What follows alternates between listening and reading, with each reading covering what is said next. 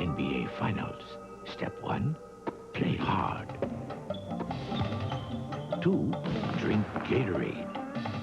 3, match the inside of your cap with the winning team and the number of games it takes them to win the finals. And win a bag full of cool stuff. There will be over 1 million winning caps.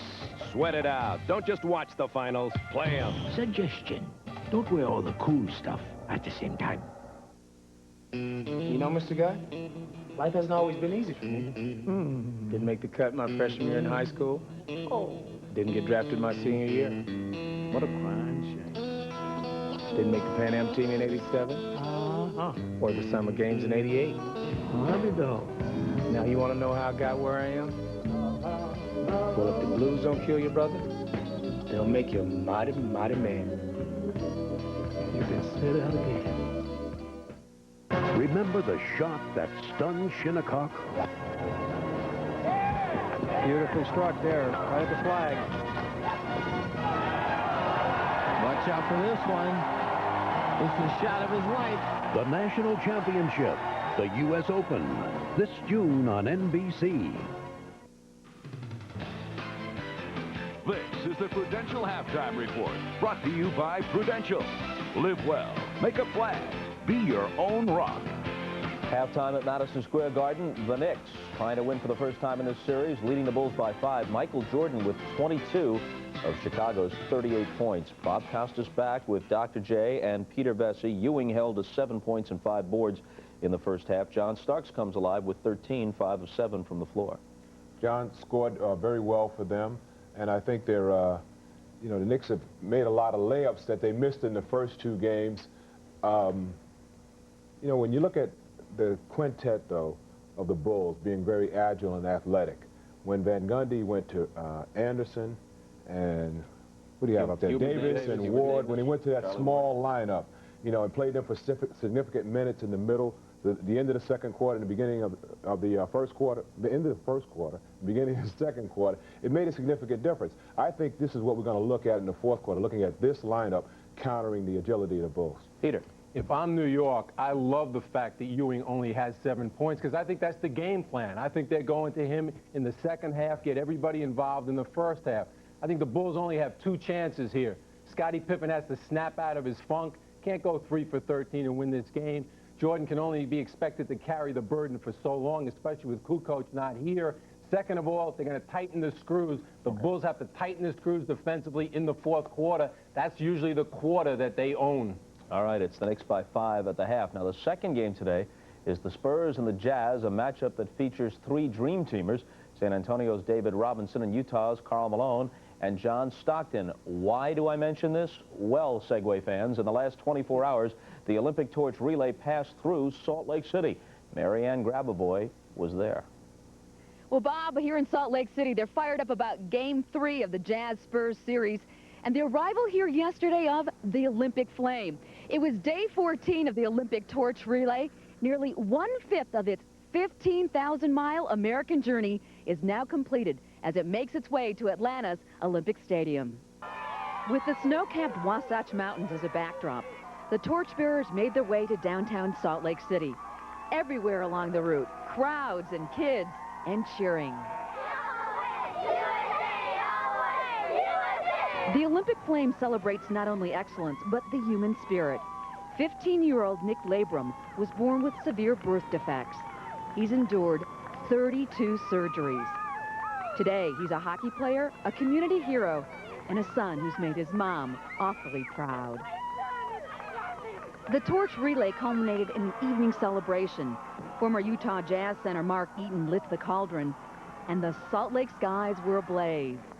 Early this morning, the Flame headed for Cheyenne, Wyoming, but it'll return to these mountains in just under 6 years for the 2002 Olympic Winter Games when Salt Lake City plays host to the world. Well, Bob, there's just 69 days to the opening ceremony in Atlanta, but you'll be happy to know there's 2,099 to the opening ceremony here in Salt Lake. Back to you. Good. That'll leave me ample time to study up on the luge. In just a moment, we'll talk about the Spurs and the Jazz, and we'll hear from Charles Smith of San Antonio right after a message from Prudential and a word from the NBA.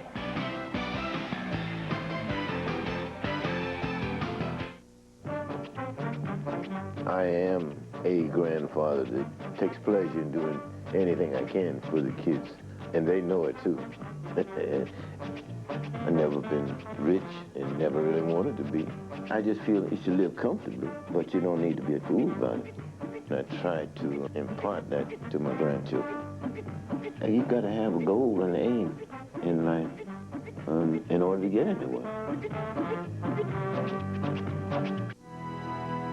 Whenever you put the USA jersey on and you see the quality of guys that step foot on that floor, that makes you just rise. Being on this team is an honor because you're representing yourself, your family, and the whole country. It's awesome. Putting on the uniform is something I've dreamt about since I was a little kid. It's an opportunity of a lifetime. To have this jersey on really is something special. You're part of history. The Dream Team, this summer on NBC. The Western Conference semifinals between the Spurs and Jazz shifts to Salt Lake City for Game 3 today.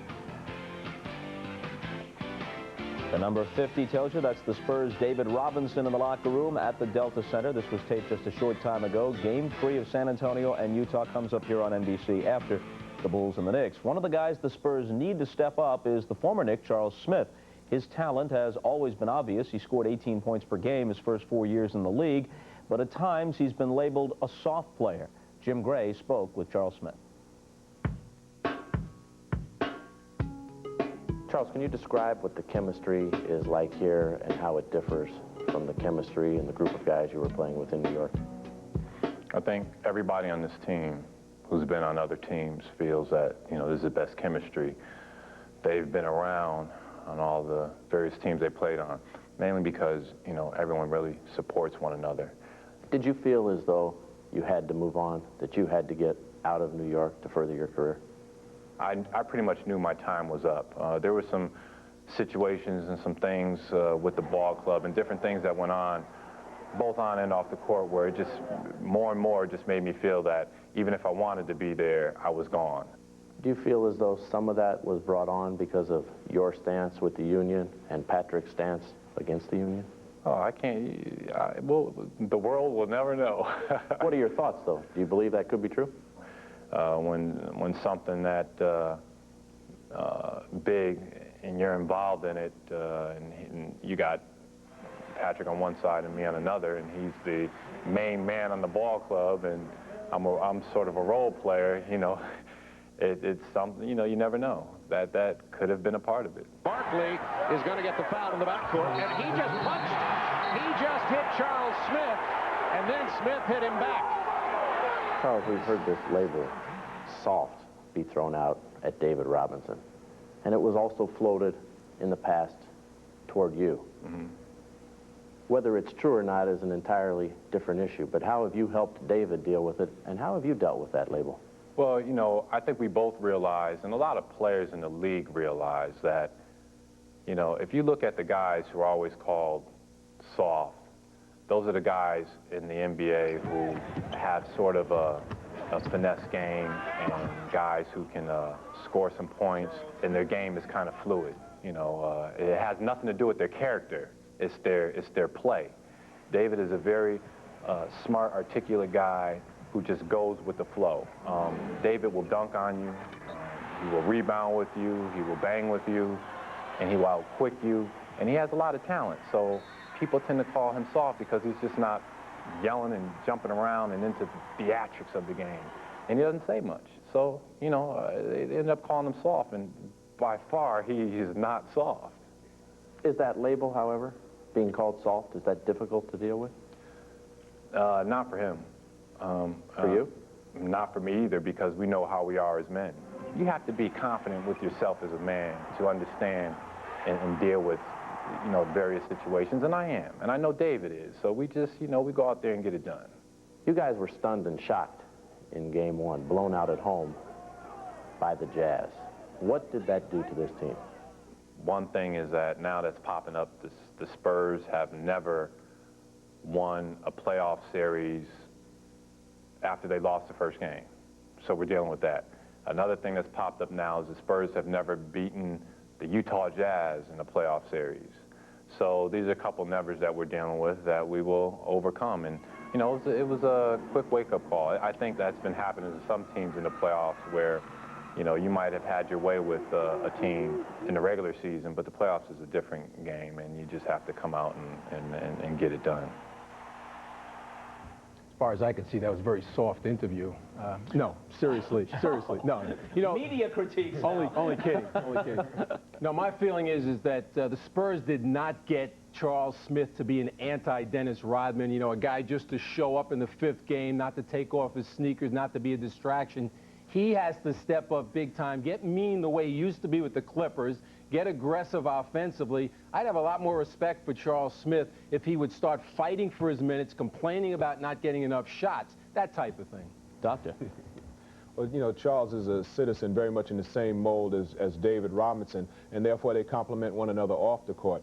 On the court, you know, with Smith having the experience of playing this 3 spot, particularly in New York, when San Antonio goes to the big lineup of Robinson, Will Perdue, and Charles Smith playing the 3 spot, they cause problems for any team that they're going to play during the playoffs. So in the big picture, I think he's very key to their long-term success.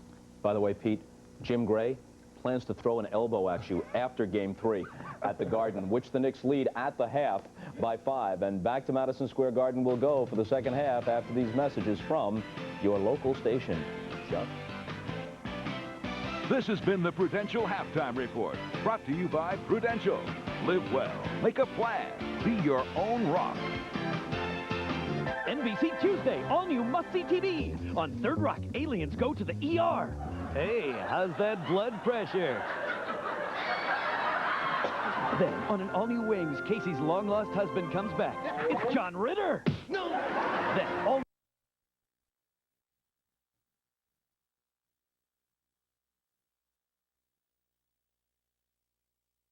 get their attention. If you don't like him again, it's up here. Do you understand what I'm trying to tell you? The follow-through's like this. So when the puck dropped, I hit him here. It was a respectful game when we played it.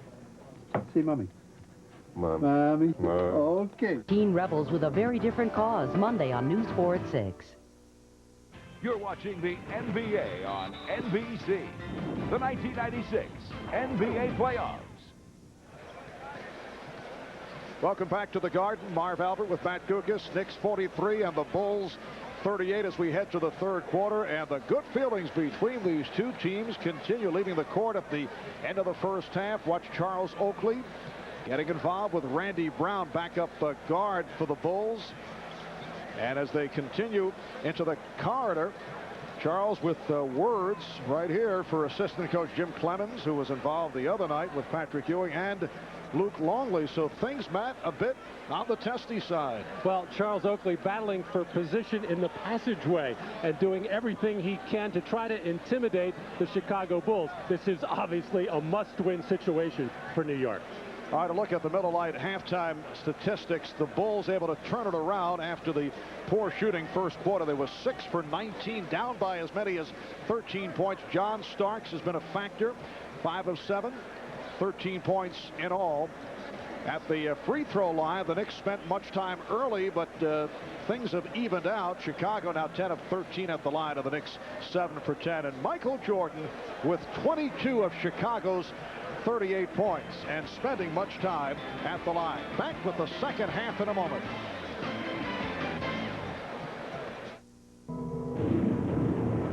Just what you need from the coupe that takes your breath away. More oxygen. Introducing the all-new Mitsubishi Eclipse convertible. It has quite an effect on drivers, too. The new Eclipse convertible from Mitsubishi.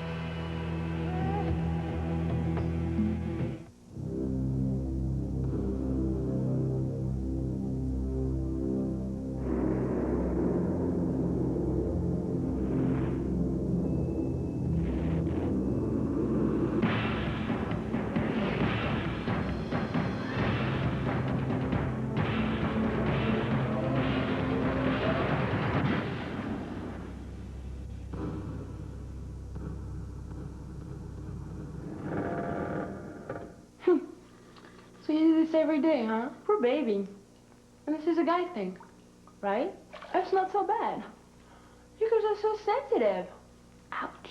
For the man with sensitive skin, Schick introduces the all-new Tracer FX. Is this the sensitive part? Right here? With its unique skin guard designed for a smooth shave with less irritation. The shaving system for sensitive skin. Schick Tracer FX. You the sensitive type? I like that. If I could be... In '92, he was the favorite in the 200 meters, but suffered a stunning upset. In the past 2 years, Michael Johnson has dominated, unbeaten in both the 200 and 400. In Atlanta, he attempts to be the first man in Olympic history to win both. His dream takes him to the Olympics on NBC. Welcome back to Madison Square Garden. I'm Jim Gray. I spoke to Jeff Van Gundy, the Knicks coach. He said he purposely did not bring up that the Knicks had been in control of this game and had let it get away in the previous 2 games. He said he is not concerned about that and didn't want any negatives here in the second half, so he wasn't going to bring up the fourth quarter collapses. Says his team has been executing very, very well and hopes they do the same in the second half. Now, as for the Bulls, Jimmy Clemens told me we just need to shoot the ball better. We shoot the ball better, we're up 3-0. Marv? All right, Jim, I do have a feeling, though, that the Knicks have a pretty good feeling for what took place in the fourth quarter in games 1 and 2. They do not have to be reminded. Starks with the ball for Hawker to get the third quarter underway, and the Knicks now lead 45-38. I'm a little surprised that Michael came out and tried to score right away. He was 7 for 14 in the first half. The rest of the Chicago Bulls, 7 for 22. He's got to get some support. And Scottie Pippen continues his shooting problems.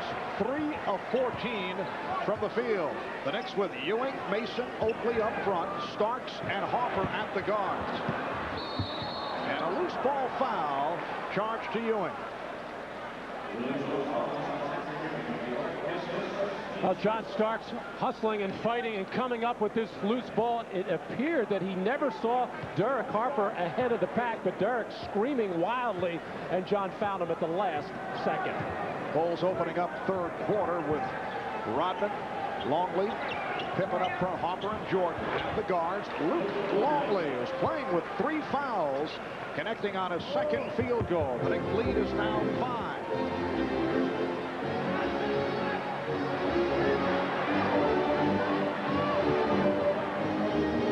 Gives it up. Harper comes back to Ewing.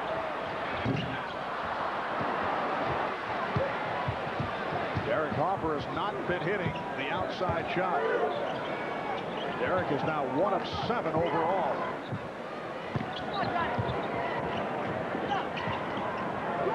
Ron Harper, played by John Starks. Finger rolls from deep. Rodman with the rebound. And they'll reset. Pippen for 3. And Oakley trying to save it. Lost it. Well, the shooting has just been terrible here to start this third quarter by both teams. Chicago just having a miserable day from the beyond the three-point arc. Can't get anything to go down. New York, not much better. So the Bulls' offense continues to be a problem. They're shooting only 35% for the game. Starks on the loose ball. Starks blocked by Harper. What a play by Ron Harper. Oakley is fouled. Starks claiming that he was fouled, but Ron Harper has been on another level at the defensive end. Well, John with the live body looks quicker than everybody out there, but Ron Harper getting back into the play, but clearly getting John Starks on the side of the hand and arm. John Starks should be shooting free throws. Crowd now reacting to the replay on the screen above the court. Well, Ron Harper on another level defensively, and that time received some help, no question. Well, he has been playing well, not only in that area, he scored well in game 2, scoring 15 points, rebounding particularly well from the guard position. And that's the contribution that Ron Harper has made to this team all season long. Only playing about half a game, 23, 24 minutes, scoring 7 a game, but what he has done as a role player and as a defender has helped the Bulls to the 72-win regular season. And his defensive play a factor in the first round series against Miami. But he did a nice job on Tim Hardaway from the second half of game 1 on. Hardaway exploding in that first half. Knicks lead by 7. 2.5 gone by in the third. Bill Wennington back on the floor, replacing Luke Longley. Hopper for Jordan. Jordan off the double team. Again able to line drive it. He has 24. It's the Knicks 47 and the Bulls 42.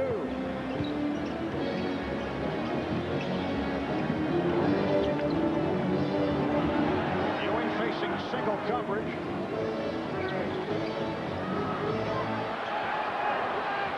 Ewing. And here's Harper chased by Starks and fouled.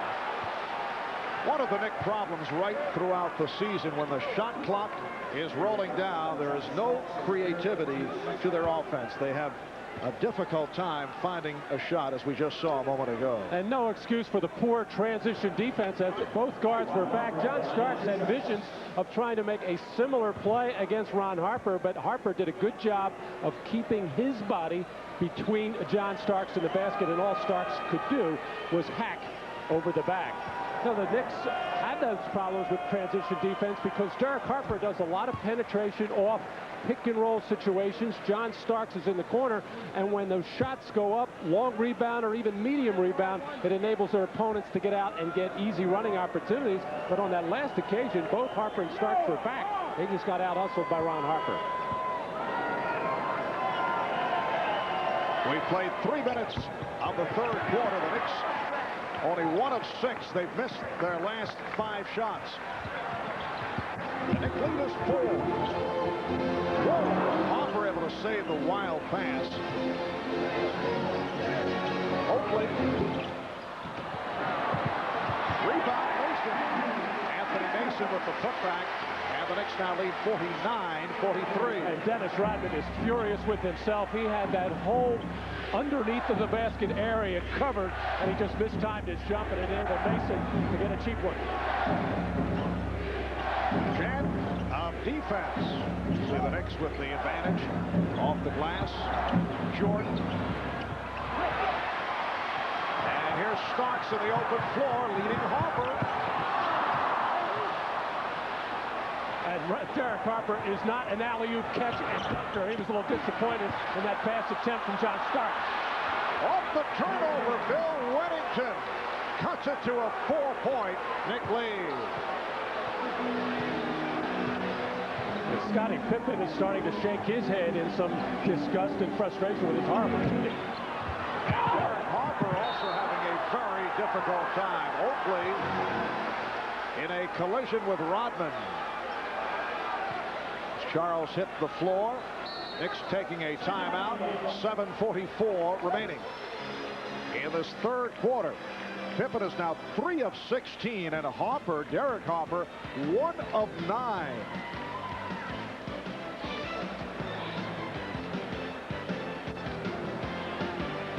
Now there's the collision. Rodman and Oakley. Ball ruled out of bounds before the contact. NBA.com. Log on and get connected.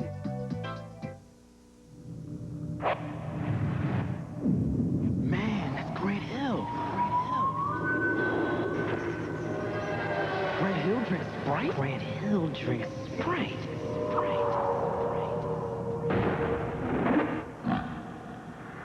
If you want to make it to the NBA, practice. If you want a refreshing drink, obey your thirst. Sprite. Dr. Catherine Homrick cares for some very demanding patients in upstate New York. I drive a lot. Some days I'll drive up to 300 miles a day to see my clients. Fortunately, this veterinarian drives the reliable Mitsubishi Galant. My Galant makes my life a lot easier. With the weather being unpredictable, it's real important that I have a dependable vehicle. The Mitsubishi Galant, a car you can depend on, even when it's raining cats and dogs. The Galant from Mitsubishi, the new thinking in automobiles. Okay.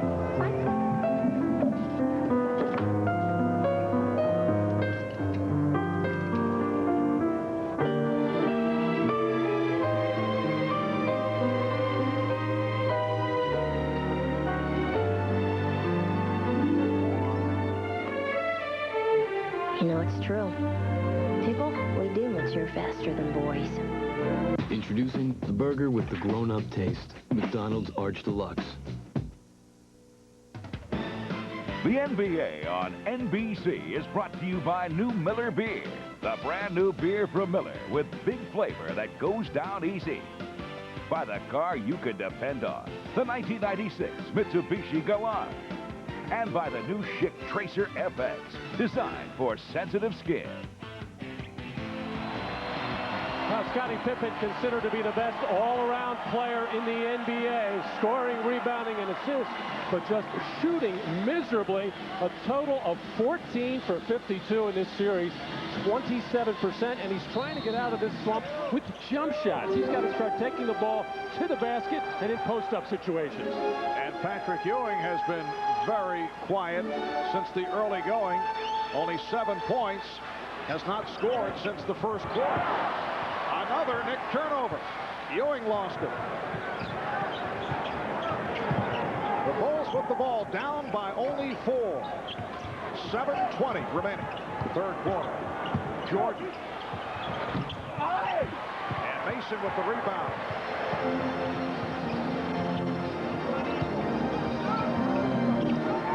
Here's Ewing. Jordan for Hopper. And he'll wait for teammates to move down court. And give Derek Harper credit that time as Ron Harper alone at the other end. But Derek able to out-rush, or I should say outrun, that baseball pass from Jordan. Nice move around Ewing. And it will be Nick Ball. Loose ball foul. Alan Weddington, his second. Patrick Ewing has been out of the offense. 7 points all in the first quarter. 0 for 3 since then. Well, this is the game the Knicks started to play with, this little pick and pop play for Patrick Ewing. John Starks now 5 of 10 from the field. The Knicks 49 and the Bulls 45, and this game is taking on the same look as games 1 and 2, although in this instance the Knicks have had the lead and they've led by as many as 13. Hopper for 3. Yes. And a steal by Pippen. Very sloppy play by the Knicks, and Scottie Pippen with the 3, and then the salute to Chicago Bulls fan Gene Siskel, who popped up along the sideline. The Bulls have taken the lead, 51-49 on consecutive shots by Hopper and Pippen, and this is the first time that Chicago has led. A 22nd timeout called by the Knicks. Well, turnovers a lot in the first half by the Knicks, 9 of them, but it only turned into 7 points. Here, the lazy, careless pass from Charles Oakley, and then does not even come out and challenge the shot by Scottie Pippen. I guess he figures the way Scottie has been shooting the ball, I'd rather see him take one from the perimeter. But how about Scottie Pippen? As poorly as he's shooting the ball, ready to take the next one. That's the sign of a real offensive-minded player, Marv. For a guy with lots of confidence, he feels he can shoot his way out of it. And turnovers hurting the Knicks, now 11 for the game. Chicago with just 6. That's an illegal offense on the part of the Knicks, because actually it looked like it was going to be illegal defense, but right away Dennis Rodman pointed out to the referee, we can't be illegal. They have 3 offensive players above the top of the key extended on the weak side. That's a turnover again by New York as they're starting to mount up right now. 8-0 run for the Bulls. They are up 51-49. 5:40 to go in the third quarter. Hopper looking for Rodman, but threw it behind him. Last touch by Oakley. It'll be Chicago maintaining possession with 7 on the 24.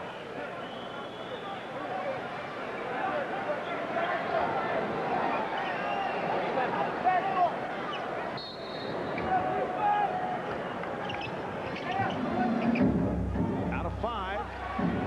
Down to 3.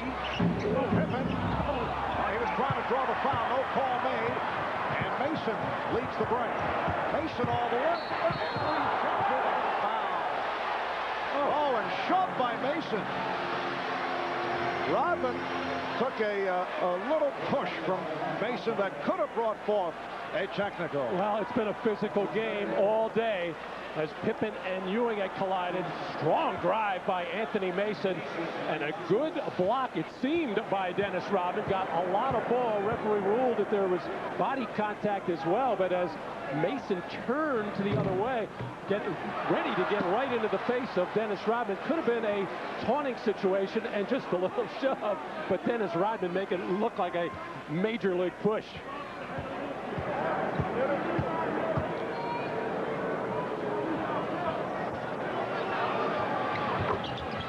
It's the Bulls by 1. 5:20 remaining in this third quarter. The Knicks trying to get back into the series with a win here today. Game 4 at the Garden. Tomorrow night we'll have it. 5:30 Eastern Time tomorrow night right here on NBC. Bulls winning the first 2 of the series in Chicago. Hopper with the steal, leading Starks, and he's fouled. Slowed down to try and draw the foul, and he'll shoot 2.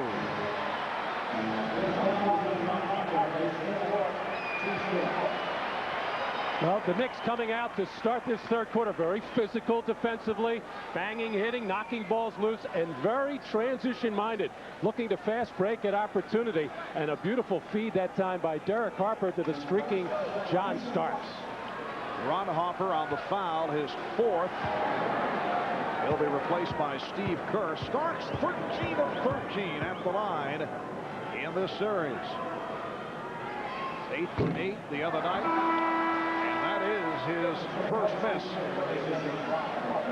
Hopper departs. Hopper a moment ago hit that big 3-pointer.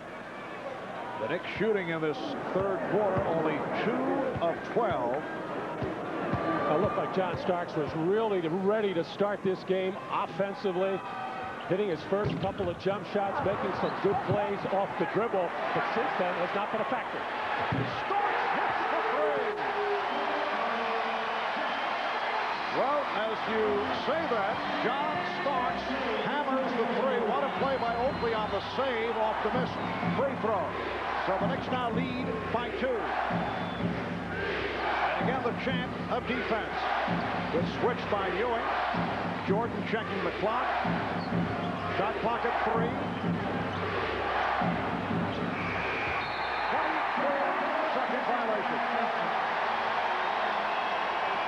Well, the battle for the missed free throw situation, a typical Charles Oakley hustle play to get the save and then making sure he crashed into a whole bunch of red uniforms and banging with Longley. And this is how you get a lot of open threes after offensive rebounds, as John Starks, been quiet offensively for a while, gets a big one there. Well, remember, we showed you at halftime when these 2 clubs departed. Charles Oakley involved in taunting of assistant coach Jim Clemens and Luke Longley. Ewing, Patrick Ewing, with his first point since the first quarter. So the Knicks now lead 55-51. 4 minutes left in the third. Kerr for 3. Oakley rebounds.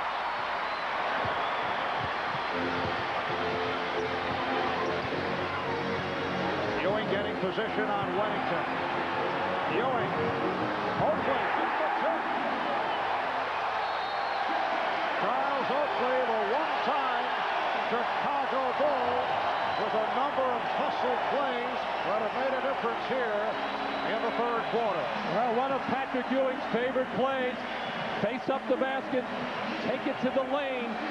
And the big complaint has been Patrick Ewing gets away with a walk. I don't know, very close there. Looked like he got both feet down. And then a hard move to the basket by Patrick Ewing with the left hook. And Scottie Pippen fails to get a body on Charles Oakley. Never sees him as Oakley gets the follow.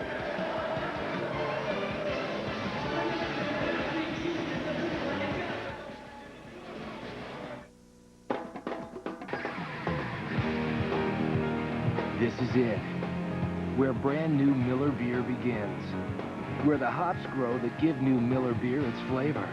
Because new Miller beer is brewed a totally new way, straight from the heart of the hops, for flavor unlike any other beer. Big flavor that goes down easy. We think so much of this new beer, we're just calling it who we are.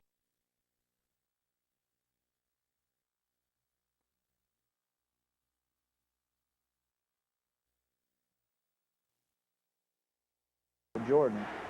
If you're going to compare everybody to Michael Jordan, well, then everybody's going to pale in comparison, and then no one's any good. All we expect from Patrick, as far as a team, is Patrick to be Patrick, and I think he has been. Somebody tried to discount that he had 16 rebounds in the first game. Well, you can't discount that a guy has 16 rebounds. I mean, that is the equivalent of going out and getting 30 points. But I think all too often people nitpick at Patrick for not being Jordan when no one else is either. And as Jeff Van Gundy is talking about Patrick Ewing, came up with that rejection. Traveling violation on Anthony Mason. Although, Matt, as you see the block by Ewing, I think that Van Gundy is blurring the issue. This has everything to do with Patrick Ewing, not Ewing versus Michael Jordan. That battle does not exist. That's no contest. The real issue is that Ewing has not come through in the big moments, but Jeff trying to deflect that, which is understandable from the coaching point of view. And Patrick is quick to point out, he told me yesterday, hey, I'm a center. Other people have to get me involved. But I think everybody is focusing on the offensive thing. But that block on Wennington, those are the things that Ewing has to do. Rebound, block shot, make the pass out of the double team, set the pick on the two-man game. That's how he can help his ball club. Mason draws the foul, but the issue is that he has come up short in fourth quarters and has had difficulty at the line in important moments, not only this season, but that goes back a bit. And in game one of this series, he missed the two critical free throws with 2:15 to go in the ball game, had a few turnovers on the walking violations, and even though he was getting good low post position, just was unable to get those shots to go down. And when you have a franchise center, which Patrick Ewing certainly is, he has to connect on a large share of those kind of plays. No question about it, and Patrick Ewing, I think, would agree with that. Meanwhile, Michael Jordan sitting it out, getting a rest with 2.5 remaining in the third quarter. Knicks with a 58-53 lead. Chicago now with Wennington, Rodman, and Pippen on the front line. Hoffer and Kerr in the backcourt. Hoffer guarded by Mason. Charlie Ward is back for the Knicks. Played well in the second quarter. Ward knocking it out of the hands of Kerr, who puts the ball as a foul was called. Kerr thought for a moment that it was a 24-second violation, but Ward committed the foul just before the 24-second buzzer. Well, we talk so much about how outstanding the Chicago Bulls defense is. Hey, give this New York Knicks defense credit as well. They're not letting anybody run anywhere. They're bumping, they're hitting hard. That's their style of defense. But Charlie Ward with just 1 second on the shot clock committing the foul. Wennington on a quick release. The basket counts and a foul call. Foul on Ewing away from the ball, but the basket by Wennington will count. He is now 2 of 4 from the field.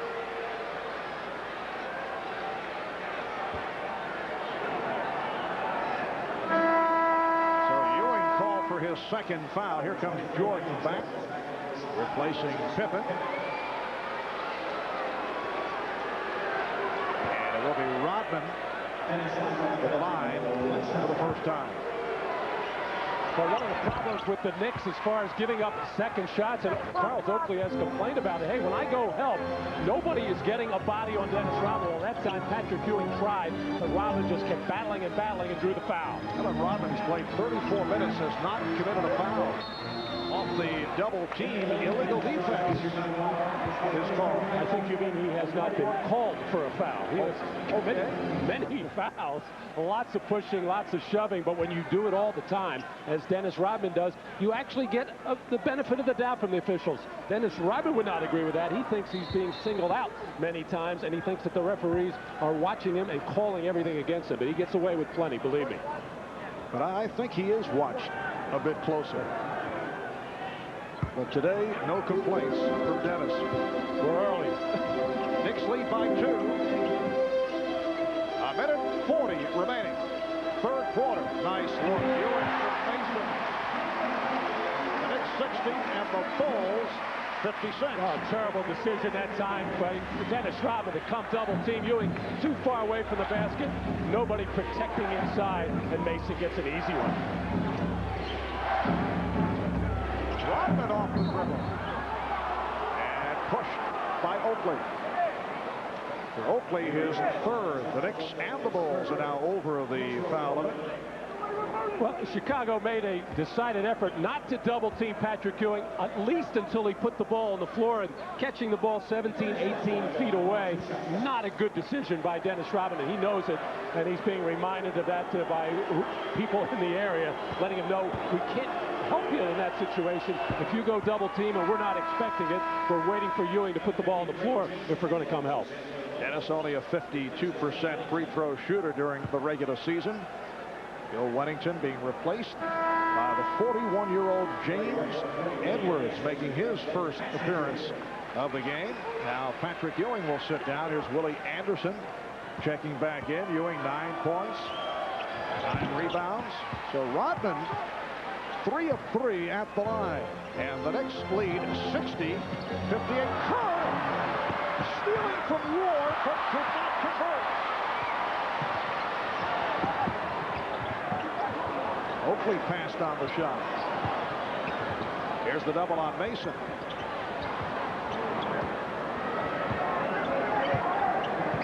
Actually, the Knicks had a mismatch inside with Mason and Harper. Now steal by Kerr. Kerr again, and lost it. Well, this will not be on the personal highlight film of Steve Kerr. The good news, you've come up with successive steals. And the dreadful news, you blow it both times.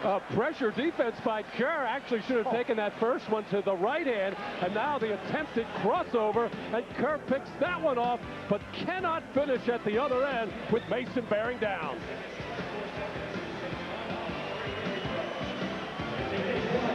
You got the winning color. I've noticed my father using Pennzoil. It's a good product, and I've been using it for about, I'd say, 16, 17 years. With its revolutionary Penn-Star molecule, Pennzoil clings to moving parts, works like liquid ball bearings. Pennzoil says it works like liquid ball bearings, and if they say it, I'll believe it. Pennzoil, a broadcast sponsor of NBC's coverage of the 1996 Olympic Summer Games. If it wasn't for music, I don't know where I'd be. I mean, I'm able to do something that not everybody does. Going into the entertainment business where there's no security. And you say, listen, I've got to do something else to supplement what I'm doing. Some people wrap themselves around the trunk of a tree, and this is where they stay. But you've got to go out on that limb. You have to have faith in yourself. Hello from fabulous Plank Road Field, where the Plank Road 10 has just chalked up another impressive win, and our coach, Paul, is ready to give his victory speech. Now this is watered down.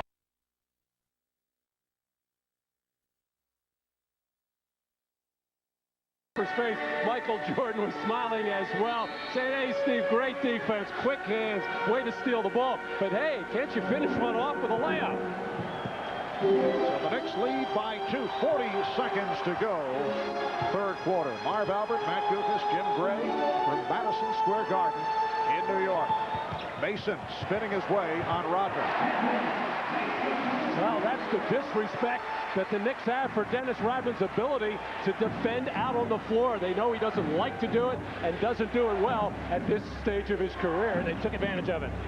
16 points for Mason, who's come on in the third. The Knicks by 4, 20 seconds left. Third quarter. Willie Anderson now defending on Michael Jordan. Crowd wanted to travel. Here's Harper. Mason with the box out. Time running down. Mason is reminded. Final seconds of the quarter. Oakley for 3. Fires it up. And the Knicks want a goaltend. As Rodman got a piece of it.